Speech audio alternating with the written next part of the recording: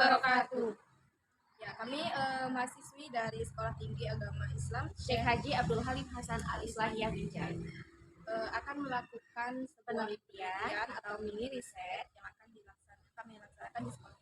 Sebelumnya kami ingin memperkenalkan diri dulu. Saya Alsa Fadina, mengambil program studi pendidikan agama Islam semester 7 regulasi. Saya Amanah Mega Putri, kelas 7A Pendidikan Agama Islam, kelas reguler. Saya Finkawala Ramadhani dari Pendidikan Agama Islam semester 7A reguler. Ya, jadi kenapa kami di sini? Kami di sini diberikan tugas untuk memenuhi mata kuliah metode penelitian kualitatif yang diampu oleh dosen kami, Ibu Juliani MPD. Nah, jadi penelitian kami ini tentang sebuah judul, jadi berbeda-beda akan kami teliti di sekolah. Saya mengambil judul peran guru terhadap pengajaran pendidikan karakter siswa di MTS Al-Munawwarah Binjai. Kalau saya peran siswa dalam menjaga kebersihan lingkungan di MTS Al-Munawwarah Binjai. Kalau saya mengambil judul tentang dampak penggunaan aplikasi TikTok terhadap perilaku dan hasil belajar siswa di MTS Al-Munawwarah Binjai. Ya, kenapa kami semua mengambil sekolah MTS Al-Munawwarah ini? Yang pertama karena dekat dari rumah kami, kemudian juga Kami udah mengenal lingkungan sekolah ini sebelumnya. jadi kami akan melakukan mini riset di sini. Sebelumnya ini sekolahnya bertepatan di Jalan Tengku Amir Hamzah, Kelurahan Nangka, Kecamatan Selanjutnya kami akan membahas dan menginfokan tentang apa saja lingkungan sekolah ini dan informasi tentang sekolah.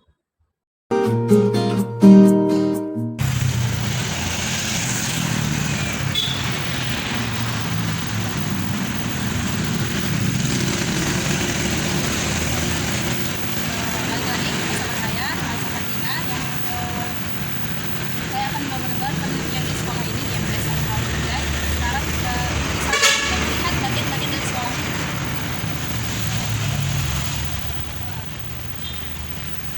Nah, di sini ada masjidnya. Nah, biasa masjid ini mereka lakukan untuk sholat duha atau pelajaran tahajud. Jadi setiap pagi siswa itu sudah menjaga dirinya dan mereka langsung untuk mengerjakan sholat duha dan kemudian belajar tahajud.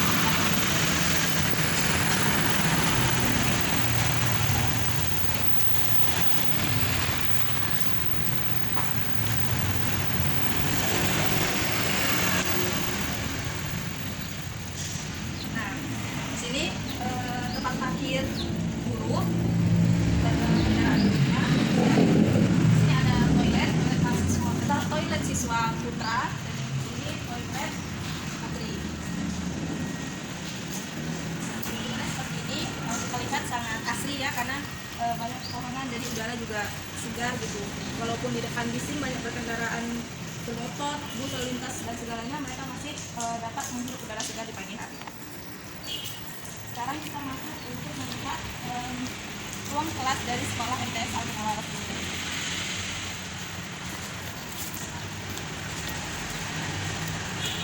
Nah, di sini ada kelas 9. Kemudian di sekolah ini juga banyak mading-mading ya, tempelan-tempelan seperti ini, biografi singkat tentang Nabi Muhammad.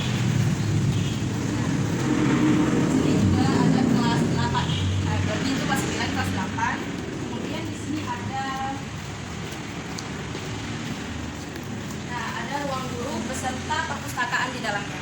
Mungkin karena minim tempat, jadi ibaratnya tempat buku, penyimpanan buku dan segala macam perpustakaan gabung dengan ruang guru. Nah, di sini ada tangga, kita bisa lihat, kita melalui tangga ini untuk menuju ke kelas 7. Nah, kelas 7 dan ada lab multimedia yaitu komputer, lab komputer. Nah, di sini juga ada mading ya, sebagai tempat atau papan informasi bagi mahasiswa untuk mengetahui segala informasi dari sekolah. Nah, yang terakhir di sini ada kantornya. Nah, di sini seluruh informasi atau apapun yang mau kita cari tahu bisa kita masuk ke kantor ini.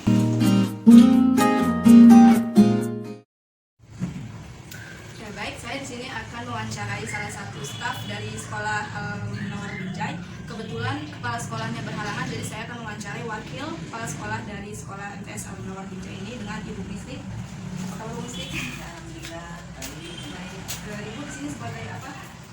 Saya di sini sebagai wakil kepala madrasah bidang kurikulum. Mungkin langsung saja Bu, saya ingin bertanya sedikit tentang kondisi di sekolah ini.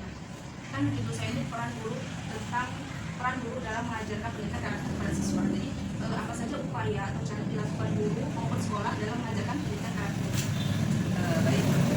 Sebelumnya kalau kita bicara tentang pendidikan karakter di dunia pendidikan, terutama di madrasah, ini kita ketahui bersama pendidikan karakter itu sendiri kan sebuah proses ya kan, proses pembelajaran bagaimana membiasakan peserta didik gitu ya untuk berkarakter, bersikap, bertingkah laku baik, terutama di lingkungan sekolah, kira-kira gitu ya. Nah, jadi kalau kita bicara tentang upaya guru-guru untuk menciptakan pendidikan karakter, nah itu ada beberapa hal sih yang memang diupayakan. Jadi salah satunya siswa itu diharapkan mampu ya oleh guru ya, jadi mampu berakhlak karimah, berperilaku baik.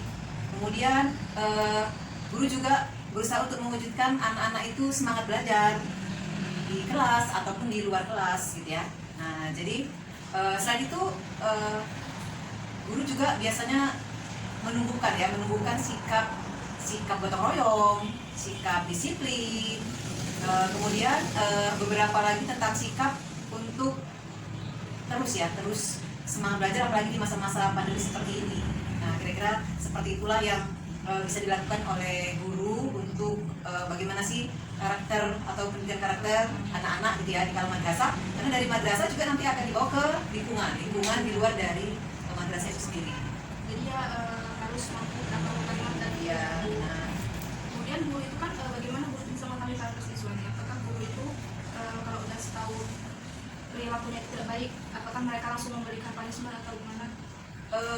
Kalau guru mengetahui mereka atau peserta didik itu karakternya baik atau tidaknya, itu sebenarnya bisa kita lihat dalam sehari-hari ya, baik di kelas maupun di luar kelas. Jadi kalau di luar kelas itu bisa kita ketahui dari awal mereka memasuki gerbang ya, Jadi kalau siswa sudah dikatakan memiliki karakter yang baik atau sikap yang baik, nah mereka itu akan langsung bersalaman dengan guru yang tidak pernah lagi guru-guru kalau pagi itu menyambut kehadiran siswa di gerbang. Iya, jadi kalau guru laki-laki, kalau siswa laki itu bersalaman, tapi kalau guru perempuan dengan siswa perempuan juga bersalaman, kan? Karena memang siswa ini kalau pagi-pagi itu mereka masih ada menjaga wudhu untuk karena nanti untuk pembelajaran tahfiz yang pertama. Jadi dari kegiatan tahfiz pun sudah menunjukkan karakternya. Iya, karakter mereka untuk pembiasaan menjaga wudhunya ya dari rumah. Jadi itu salah satu bagaimana kita mengetahui siswa itu memiliki karakter yang baik atau yang tidak baik dari segi bagaimana berjumpa dengan guru. Nah, kenapa guru itu harus mengajarkan pendidikan karakter? Kenapa ya guru harus mengajarkan pendidikan karakter di kalangan siswa? Nah, itu kita ketahui bersama ya memang sangat penting gitu ya. Sebenarnya kalau pendidikan itu pada dasarnya kan muncul dari rumah, muncul dari keluarga. Baru benar. Jadi memang dunia mereka pertama sekali itu di keluarga. Nah, jadi selain memang mereka keluar dari keluarga, mereka akan ke madrasah atau ke sekolah. Jadi di sekolah itu mereka juga punya beberapa jam, punya beberapa waktu yang artinya bisa dikatakan yang bisa dipakai untuk mereka nanti di masyarakat, di lingkungannya, di teman-temannya. Jadi kalau mereka itu dari sekolah mendapatkan pendidikan karakter yang baik, insya Allah mereka nanti di keluarga, di lingkungan juga akan baik pula. Iya, jadi siswa-siswa di sini bisa menjadi contoh di masyarakat. Mereka seperti itu dia kalau dari segi baik tidaknya juga. Nah, itu pertanyaan kan kita sebagai saya juga calon guru ya kan, pendidikan. Seberapa penting sih pengajaran pendidikan karakter ini? Seberapa penting? Ya sangat penting ya. Jadi kita terus bersama memang pendidikan karakter itu jauh-jauh sangat penting karena itulah dasar bagaimana seorang akhlak siswa, perilaku siswa, kedisiplinan siswa yang memang kita tanamkan sejak memang dari mereka di jenjang madrasah sanawiyah yang nantinya akan dibawa mereka ke jenjang lebih atas apakah aliyah atau SMA. Jadi kalau cerita penting ya memang sangat penting. Jadi kalau mereka baik, diri mereka baik, baik pula mereka di lingkungan, baik pula mereka di luar. Kira-kira begitu. Jadi kami hanya sekedar mengingatkan, memfasilitasi siswa supaya memang keluar dari sini mereka memiliki karakter yang baik dari segi salah satunya ya dari segi disiplin, dari segi berpakaian, seragam yang baik, itu kan salah satu contoh bahwa mereka memiliki kedisiplinan yang baik pula. Kalau baik di sini, seolah akan baik juga di luar. Karena seperti itulah. Iya, karena faktor kebiasaan. Baik, mungkin itu saja wawancara dari Ibu Misdi. Terima kasih Bu Misdi telah meluangkan waktunya untuk dapat saya wawancarai.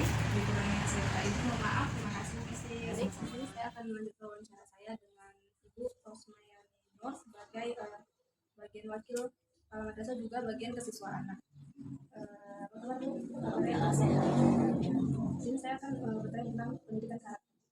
Jadi apa upaya atau cara dilakukan guru di sini dalam mengajarkan pendidikan karakter siswa?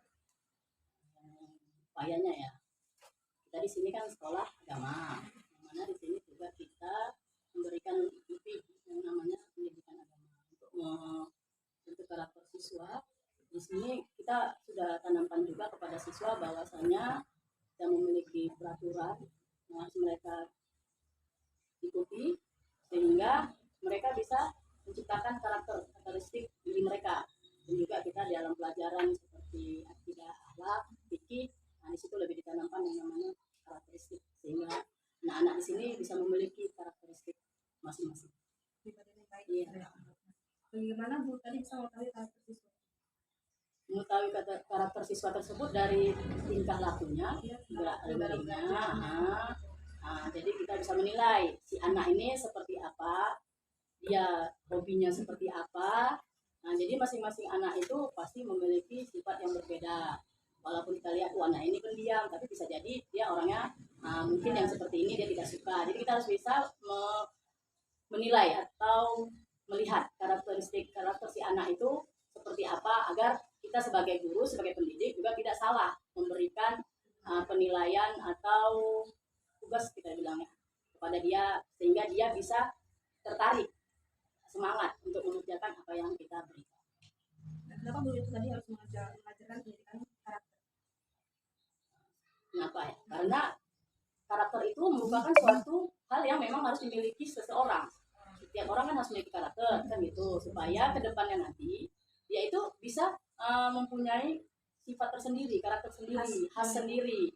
Nah, jadi kalau bisa dibilang dia itu tidak memiliki sifat khas atau karakter sendiri itu karena melihat orang itu. Dari situlah kita tanamkan kepada dia, makanya kayak pelajaran akidah akhlak dengan fikih itulah yang bisa membentuk karakter dia ke depannya nanti.